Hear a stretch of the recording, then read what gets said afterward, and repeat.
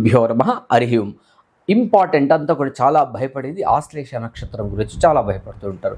దానికి సవిరంగా తెలియజేస్తాను. ఆశ్లేష నక్షత్రం 1వ పాదంలో పుట్టిన శిశువుకు దోషం లేదు. అదేవిధంగా 2వ పాదమున పుడితే శిశువుకు దోషము, 3వ పాదమున మళ్ళీ 4వ పాదమున పుడితే తల్లిదండ్రులకు దోషం ఉందని చెప్తుంది అనమాట. అదేవిధంగా 4వ పాదమున జన్మించిన వారికి విశేషమైన శాంతి చేసుకోవటం చాలా అవసరం. ఈ నక్షత్రము యొక్క చివరి 24 నిమిషాలు కూడా సంధి అవుతుంది అనమాట. నెక్స్ట్ నక్షత్రంలో కూడా దానికి కనెక్ట్ అవుతుంది. కాబట్టి ఇక్కడ విశేషంగా ఆశ్లేష నక్షత్రానికి నక్షత్ర శాంతి కంపల్సరీ అవసరం ఉంది. అదేవిధంగా ఈ సర్ప నక్షత్రము విశేషంగా కుజరాహులకు కేతులకు శాంతి చేసుకోవడం చాలా మంచిది.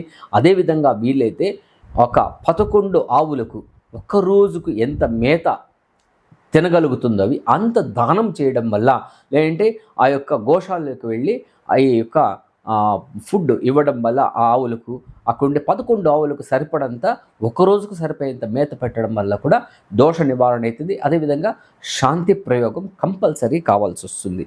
అదేవిధంగా మకర నక్షత్రం 1వ పాదంలో జన్మమైతే 5 నెలల తండ్రికి దోషము.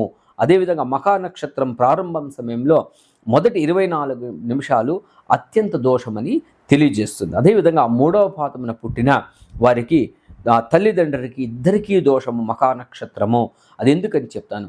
దీనికి అశ్వము గుర్రాన్ని దానం ఇవ్వమని శాస్త్రాలు తెలియజేస్తుంది. అదేవిధంగా 2-4 పాదాల్లో పుడితే దోషం లేదని చెప్తున్నాడు. ఈ మకర నక్షత్రం అనేది కర్మ నక్షత్రం. ఏదో ఒక కర్మ వల్ల ఆ కుటుంబంలో జరిగిన కర్మ అనుసారంగా ఆ మకర నక్షత్రంలో పుడతారనమాట. ఇది 10వ నక్షత్రం కాబట్టి కర్మ నక్షత్రం అనేది ఇది ఒక కర్మ ఉంటుందండి. ఇది విశేషంగా కూడా పితృశాపాలు ఎక్కువగా ఉండేటువంటి నక్షత్రం. ఇది పితృదోషం ఉండేటువంటి నక్షత్రం అని కూడా తెలియజేస్తామన్నమాట. దీనికి వీలైనంత వరకు నేను చెప్పినట్టు దీనికి పరిహారం చేసుకోగలిగితే అద్భుతంగా పనిచేస్తుందని తెలియజేస్తూ సర్వే జనా సుఖినో భవంతు. సన్మంగళాని భవంతు.